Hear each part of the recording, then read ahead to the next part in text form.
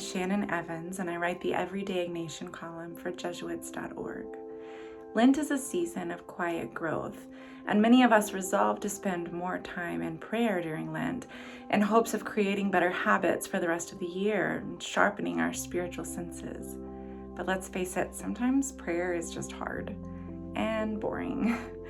Sometimes prayer starts to feel like a should to check off our spiritual to-do lists rather than an invitation to know and be known by the living God.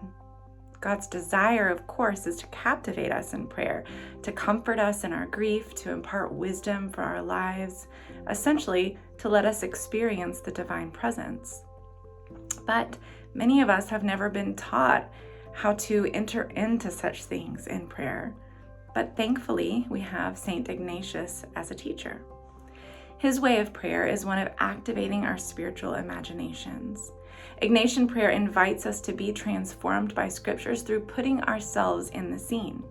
We can choose a gospel story and read it slowly, noticing what we see, hear, taste, touch, and smell. We imagine the body language of Jesus as he ministers, the facial expressions he takes on as he encounters those who have been stigmatized and shamed. We notice the way he delivers his teachings, the inflections in his voice, the way he uses storytelling to impart wisdom.